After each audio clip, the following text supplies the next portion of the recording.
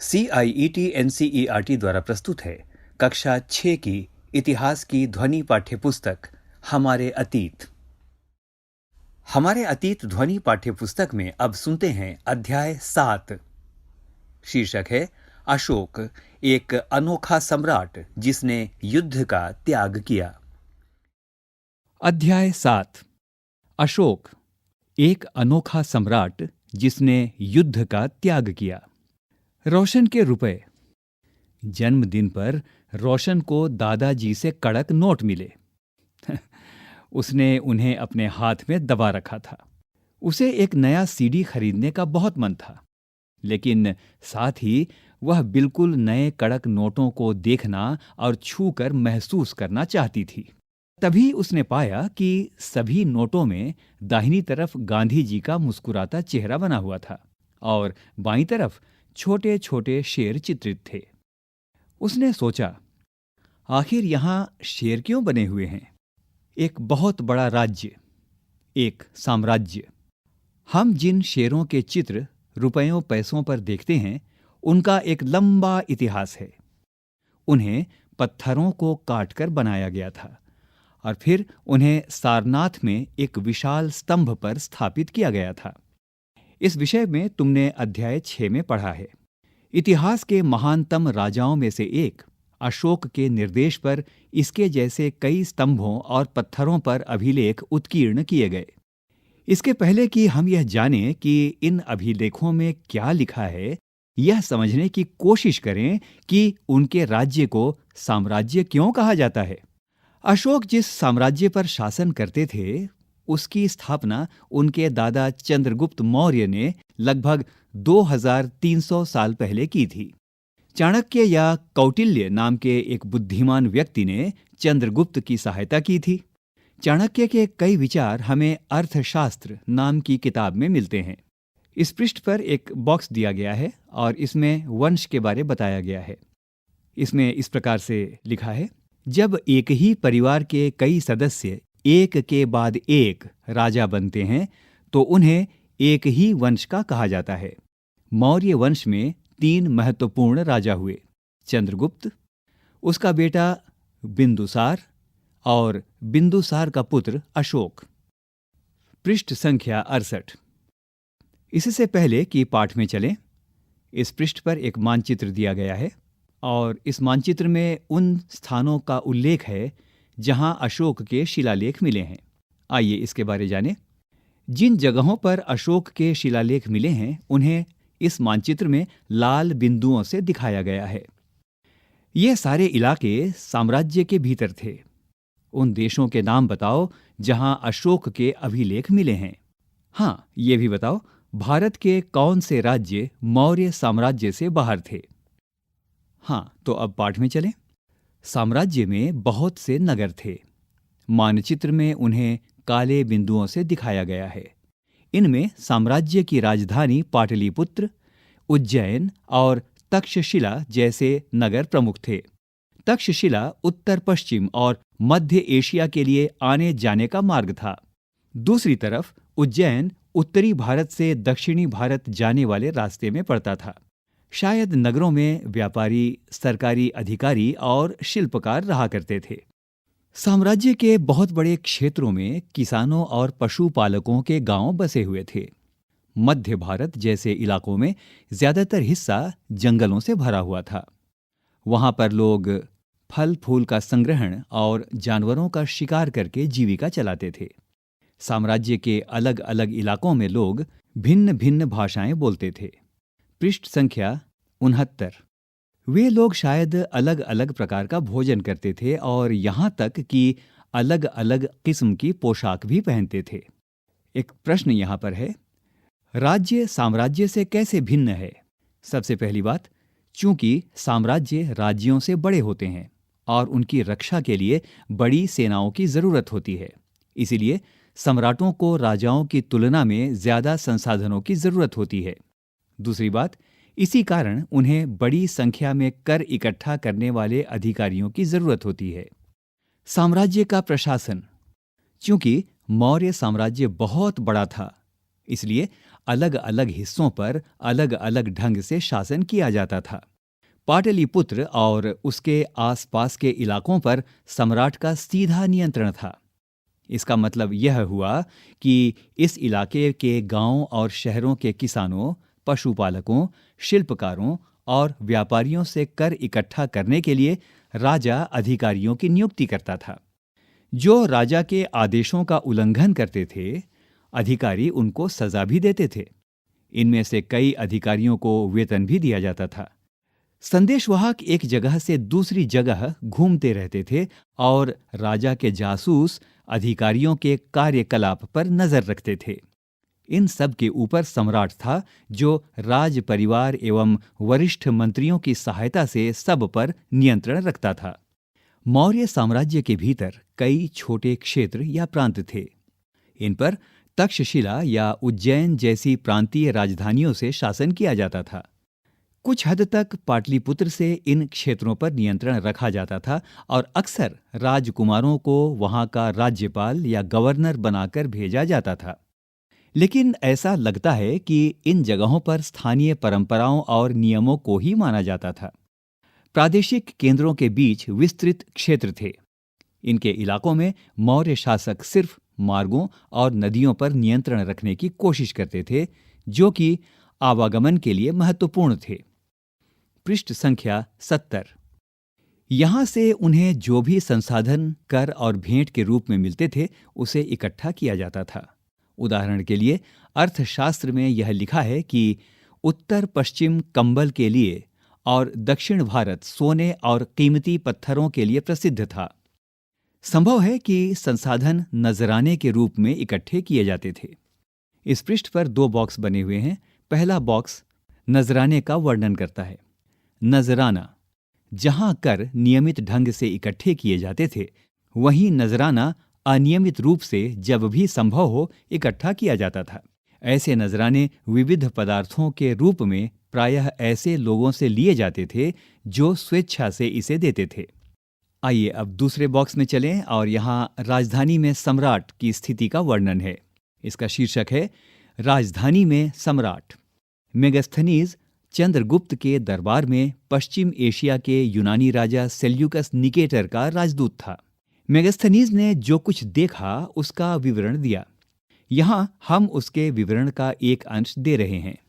मेगास्थनीज का विवरण। मेगास्थनीज कुछ इस प्रकार से लिखता है। सम्राट का जनता के सामने आने के अवसरों पर शोभा यात्रा के रूप में जश्न मनाया जाता है। उन्हें एक सोने की पालकी में ले जाया जाता है।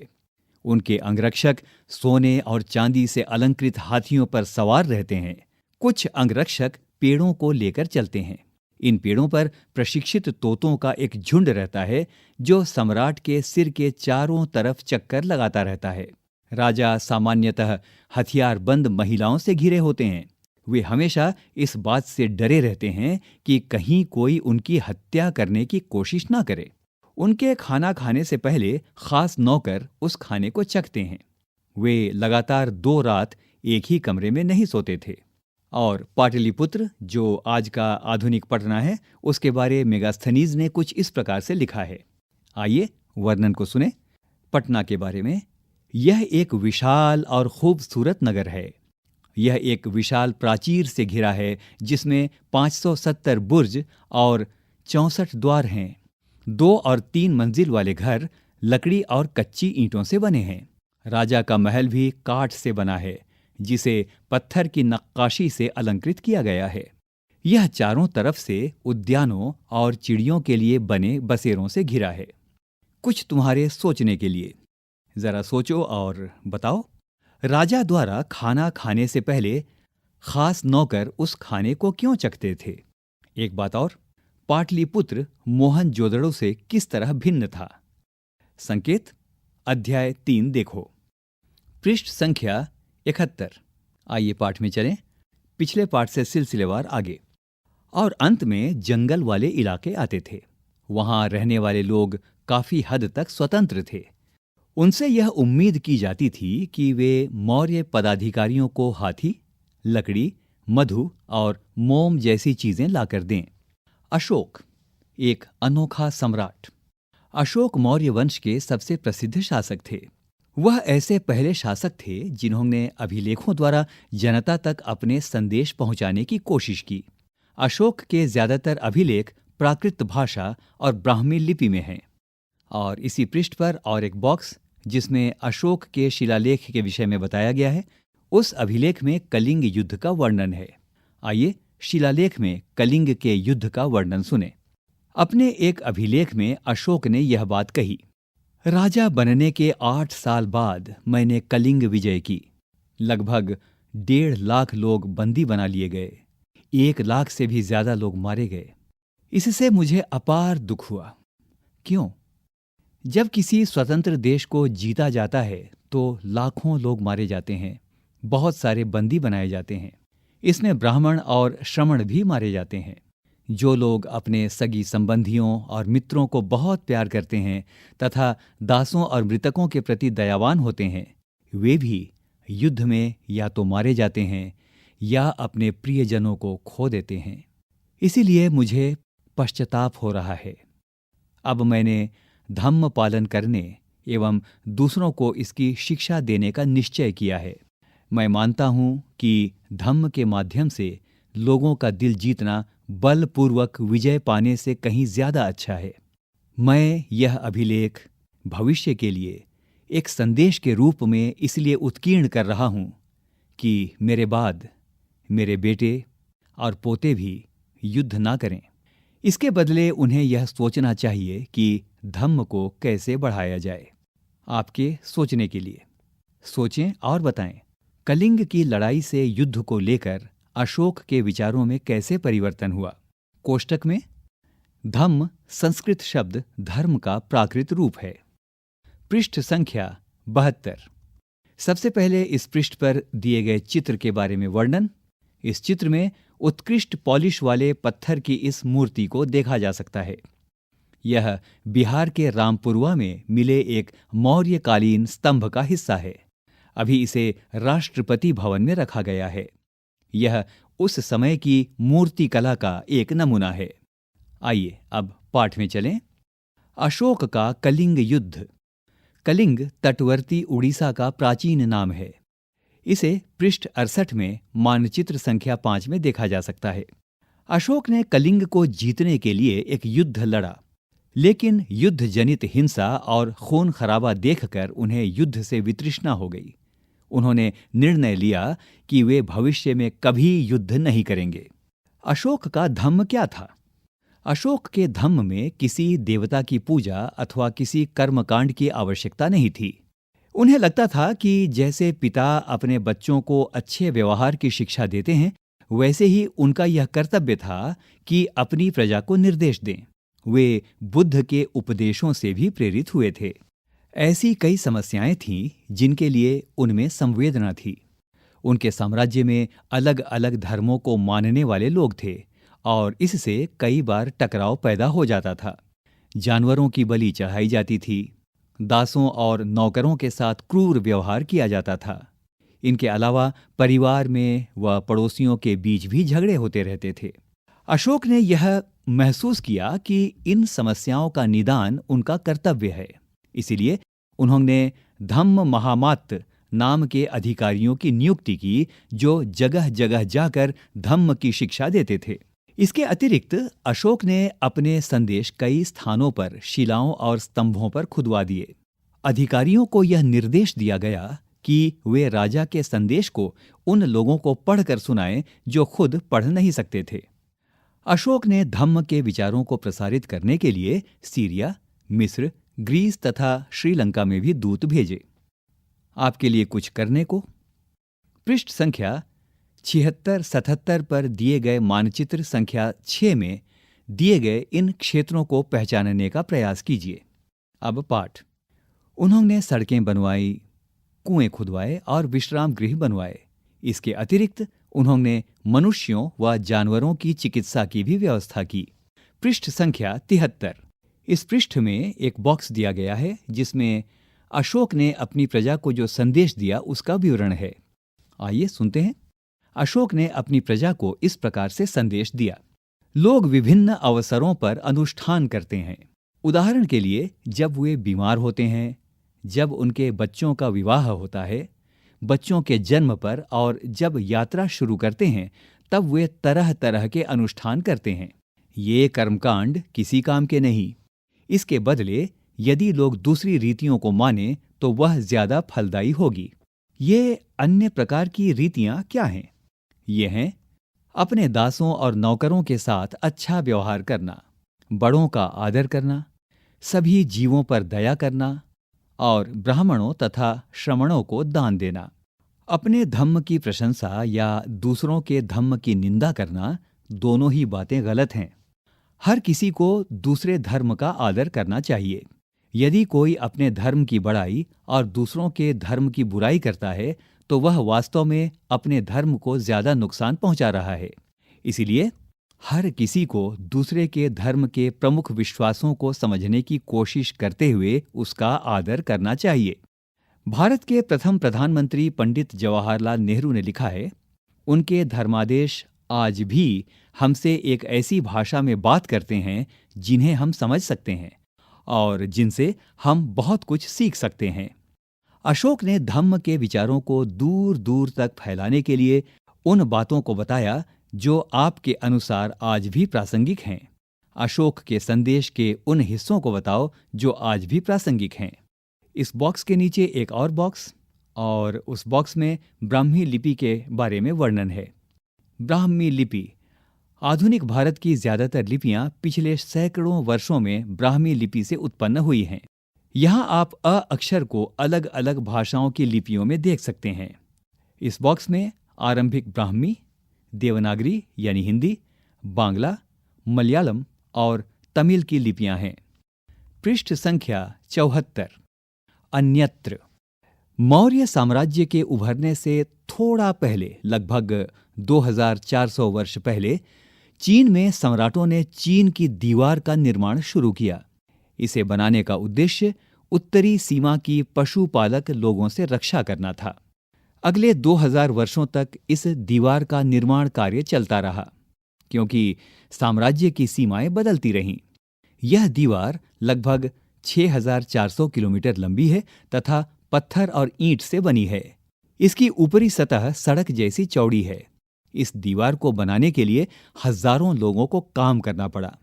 हर 100-200 मीटर की दूरी पर इस पर निगरानी के लिए बुर्ज बने हुए हैं। जरा सोचो और बताओ, पड़ोसी देशों के प्रति अशोक का रवैया चीनी सम्राटों के रवैये से कैसे भिन्न था? इसी बॉक्स में चीन की दीवार का चित्र दिया गया है। यहाँ और एक बॉक्स दिया गया है जिसमें उपयोगी शब्द दिए गए हैं। ये उपयोगी शब्द वो शब्द हैं जिन शब्दों का प्रयोग इस पाठ में किया गया है।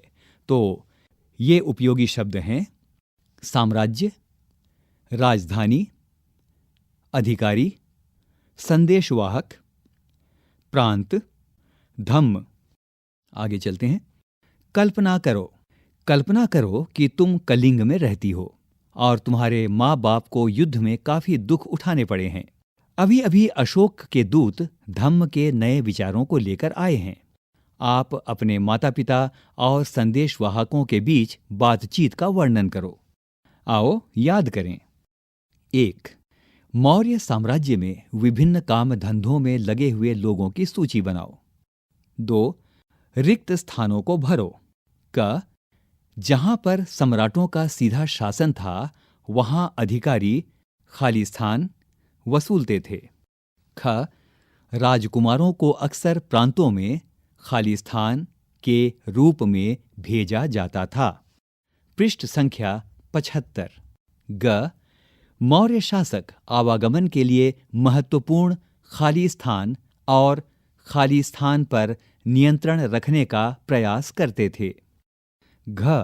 प्रदेशों में रहने वाले लोग मौर्य अधिकारियों को खाली स्थान दिया करते थे। 3. बताओ कि ये वाक्य सही हैं या गलत। क. उज्जैन उत्तर पश्चिम की तरफ आवागमन के मार्ग पर था। सही या गलत। ख. आधुनिक पाकिस्तान और अफगानिस्तान के इलाके मौर्य साम्राज्य के अंदर थे। सही या गलत। ग. चंद्रगुप्त के विचार अर्थशास्त्र में लिखे गए हैं। सही या गलत। घ. कलिंग बंगाल का प्राचीन नाम था। सही या गलत? अंग. अशोक के ज्यादातर अभिलेख ब्राह्मी लिपि में हैं। सही या गलत? आओ चर्चा करें। 4. उन समस्याओं की सूची बनाओ जिनका समाधान अशोक धम्म द्वारा करना चाहता था। 5. धम्म के प्रचार के लिए अशोक ने किन साधनों का प्रयोग किया? 6. तुम्हारे अनुसार दासों और नौकरों के साथ बुरा व्यवहार क्यों किया जाता होगा? क्या तुम्हें ऐसा लगता है कि सम्राट के आदेशों से उनकी स्थिति में सुधार हुआ होगा? अपने जवाब के लिए कारण बताओ। आओ करके देखें। 7. रोशन को यह बताते हुए कि हमारे रुपयों पर शेर क्यों दिखाए गए हैं, एक पैराग्राफ लिखो। कम से कम एक और चीज का नाम लो जिस पर इन्हीं शेरों के चित्र बने हैं। 8. अगर तुम्हारे पास अपना शिलालेख जारी करने की शक्ति होती तो तुम कौन सी 4 राजाज्ञाएं देते? इसी पृष्ठ पर एक और बॉक्स जिसमें कुछ महत्वपूर्ण तिथियां दी गई हैं। मौर्य साम्राज्य की शुरुआत 2300 साल पहले। पृष्ठ संख्या 76। पृष्ठ संख्या 76 में मानचित्र संख्या 6 है, जिसमें रेशम मार्ग सहित महत्वपूर्ण व्यापारिक मार्ग दिखाए गए हैं। इसमें अलग अलग रंगों द्वारा अलग अलग मार्ग दिखाए गए हैं। पहला मार्ग, इस मानचित्र में मरून रंग के मार्गों को यदि आप देखेंगे तो ये मार्ग चीनी शासकों के नियंत्रण में थे।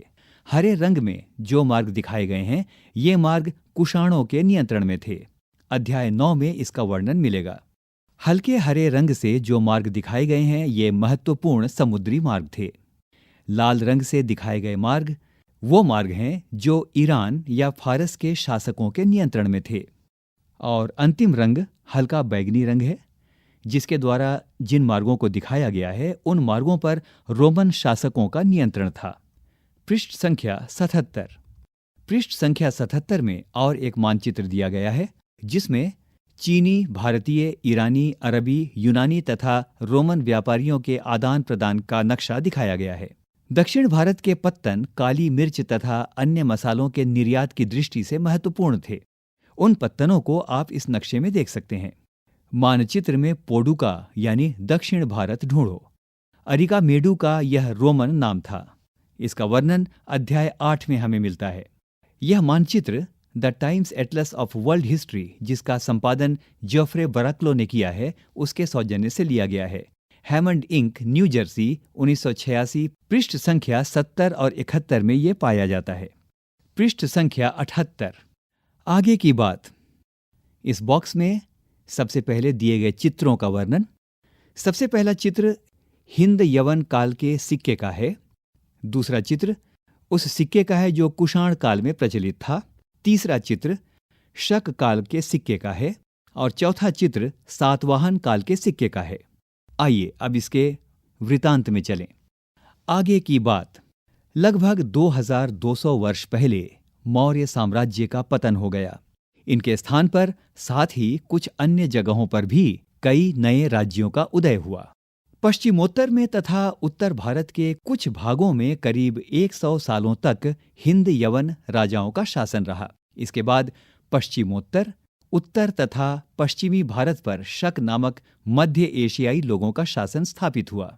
इनमें से कुछ राज्य लगभग 500 वर्षों तक टिके रहे, जब तक कि शक शासकों को गुप्त शासकों से पराजय नहीं मिल गई। इसका वृतांत हमें अध्याय 10 में मिलेगा।